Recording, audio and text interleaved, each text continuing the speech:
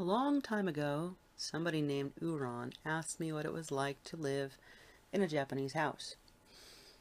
I don't know. I'm not in Japan. I can tell you what it's like to live in the truculent Madhouse of Cerillium. I hate that name. Where the hell does he come up with crap like that? Truculent. If you don't know what it means rowdy. It's like pugnacious or uh, obstreperous. And it's anything but around here. It is it is so damn quiet around here that you can hear a flea farting across the backyard, okay? And if you ask me why, I will tell you because Japanese. I don't know. I don't even ask anymore because when I used to ask, that was the answer. Because Japanese. So, what's the day like around here? Well, traditionally, mine starts between 4 and 5 a.m. when I wake up for my first breakfast because low sugar. So I wake up and I come downstairs and I gnaw a chicken leg and then I go back to bed. And sometimes Sarah's awake. And actually, that's when it's entertaining. Um, First of all, chanting. He's Buddhist and he does it twice a day. And it's in Japanese. And it's actually very soothing to listen to. But that's because his voice is low and gravelly. So, the downstairs smells like incense and he chants his sutras. And then he comes into the kitchen and annoys the hell out of me with chopsticks. Yeah, chopsticks. There are two of them and they clatter together. And they get used for everything. Okay? I mean, everything. Um, he keeps a container with cooked rice in the fridge. And all he has to do in the morning is scramble an egg. And he uses chopsticks for that. And then he dumps the cooked egg into the rice. And sometimes he adds broth to it or soy sauce. And then he eats it. And if you've never seen, I don't know, maybe we can ask Tilt, do all Asians do this? I don't know. But it's like this shoveling motion with the bowl inches from your mouth. And the chopsticks click against the wall. It's like, it is so annoying. And he likes sugar in his coffee or his tea. So into the sugar bowl go the chopsticks, and out comes the sugar cube. And that is just disgusting because I hate germs. I don't care how clean somebody is. The egg germs are getting into the sugar bowl where I keep my own cubes for my own coffee.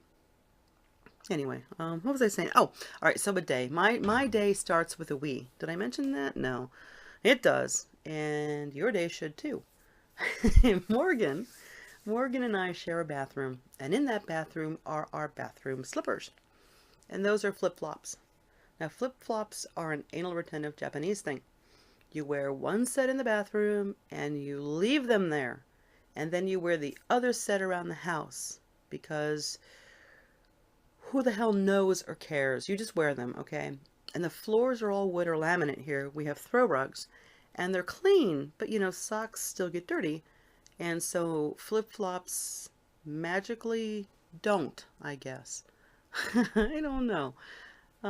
Anyway, then people go to work or school, and that's all until evening, and that's really, really boring. So I'll tell you about a weekend. How's that? How about a Saturday? That's the day that we wake up and we roll over and go back to bed, and Miss Morgan shuttles herself between his bedroom downstairs and my bedroom upstairs because on weekends she is a total phoebe who can't even pour herself a glass of juice and needs adult intervention. And that sparks the laundry chute intercom system. Now, this is a very old house. It has a built-in laundry chute. And the the chute's opening is on the top floor, and there's one on the main floor, and then everything else ends up in the basement. And the top floor is right next to my bedroom door. And it's actually, where my closet is, it's actually right there. And then on the main floor is his bedroom. Where his room is, it's an addition to the house that was about a decade ago, for that room. So he's right there. And I get so fed up. And so I shout down the chute, Ren, feed your child. And then he gets miffed because she can feed herself. So he starts shouting, Morgan, get your own breakfast. And then said child just bops between floors like a small, demented baby bird, demanding her breakfast until either I open my door and ask her if she wants to die, or he gets out of bed with the promise to kill her. Okay, so this is how our Saturdays typically begin.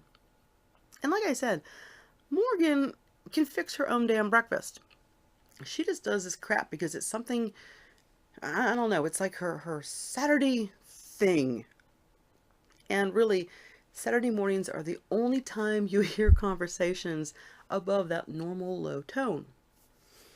Well, anyway, by then everyone is wide awake, and so I stagger to the kitchen, and he shuffles to the room where his Johnson is set up, and he rings the bell to start his citras, and Morgan's ass better be parked in there by the time he begins.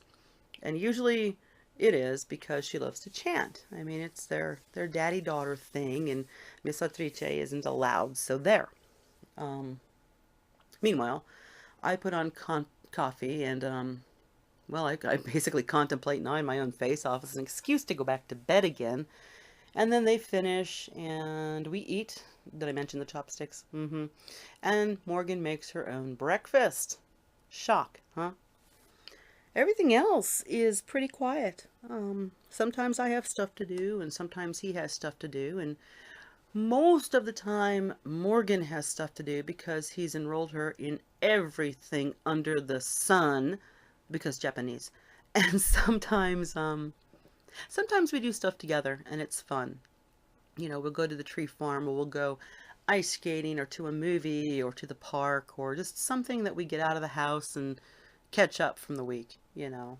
And sometimes we load her butt into the car and we drop her off at our little friend's house so we can have a day without a bazillion questions. And that, my friends, is nirvana. Anyway, so the day goes by and we end up gathering for dinner, and it's chopsticks for them and a fork for me. It's not that I can't use chopsticks. I can. I just get tired of using them. Anyway, so dishes get done, food gets put away, and then I go knit or read or play a video game or log on to Nation States, and he watches a movie or downloads work data or goes on Nation States. Surprisingly, he doesn't video game, but when he does, he pretty much smokes me, the bastard. So anyway, you might think it's totally quiet around here, and it's not. We pretty much, well, we yammer. We yammer at each other all day long if we're both home. And we'll talk about everything from like the latest theories to weather to philosophy to, you know, who pissed us off that week. And there are a lot of coworkers that fit that last, you know, who pissed us off thing. But it's always been like that between us. You know, ever since we first met, we just yammer. And it's funny because I'm slowly picking up on Japanese words, although I can't retain them enough to use them in conversations. It's like the word hashi means chopsticks, I guess. I can never remember it or even remember how to say it, but if he uses the word, I know what it means. So I don't know. It's like learning by proxy. Who knows? Anyway, so at the end of the day, sometimes we go to bed early. Sometimes he goes to bed way early because of his work schedule. Sometimes he stays up all night because of his upcoming work schedule. Or I stay up all night because I just can't sleep. And that's about it. There's nothing really exciting. It just sounds exciting, Urran, because, you know, it's culturally different. And I'm sure there are things that are, I guess they would be culture shock, but I've gotten so accustomed to them that I don't know. I guess I've just become really accustomed to them because there are probably little things that we all do that I probably thought were weird when I first moved in here. All right, well, there you have it. That's what it's like to live in the truculent madhouse of Cerillium.